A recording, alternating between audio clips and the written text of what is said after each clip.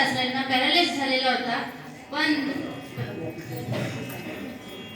गुरुपौर्णिमेच्या 2-3 दिवसाच्या आधी दादा आले आणि त्यांना काही सेवा करून दिली. पण त्या सेवेमधून इतका काही अनुभव झालाय की 2 वर्षाच्या आधी पॅरालाइज येऊन गेलेला जरी व्यक्ती असेल ते पण आता इतके सुधरून गेले आहे की दादा आले, त्यांनी काही मार्गदर्शन केलं आणि सायंकाळी 12 वाजता तुमचे सासरे उठून सरळ चालत जाईल असं त्यांनी सांगितलं.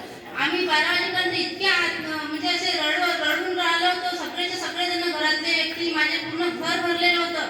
सासू सासऱ्यांना पाहायसाठी आले होते आणि आम्ही एवढं रडण्याचं झालं होतं की सासरे म्हणे की मला खाली टाकून द्या, मी आता निघत आहे, माझं स्वर्गात जायचं आहे, मला असं करायचं आहे तसं करायचं आहे, सगळे असे बोलत होते.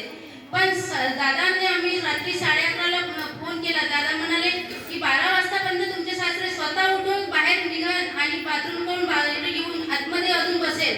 हे खरंच असं महाराजांनी सांगितल्याबरोबर आम्ही कालभैरव मंत्र केला, महामृत्युंजय मंत्र केला आणि दादांनी सांगितल्याप्रमाणे जे सेवा दिली ते सेवा आम्ही पूर्णपणे केली. आणि त्या रात्री बरोबर 12:01 दादांनी फोन करायच्या आधी माझे सासरे स्वतः उठाले आणि दार उघडून बाहेर जाऊन आतमध्ये सुद्धा आले.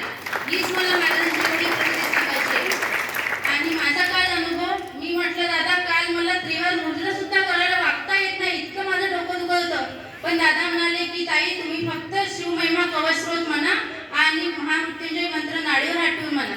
मग मी 3 दिवसामध्ये मला तुम्ही अनुभव सांगा. पण 3 दिवसाच्या आधी काल रात्रीच माझं एवढं मी सगळं केल्याच्या नंतर माझं पूर्ण डोकं पूर्णपणे कमी झालं. श्री स्वामी समर्थ.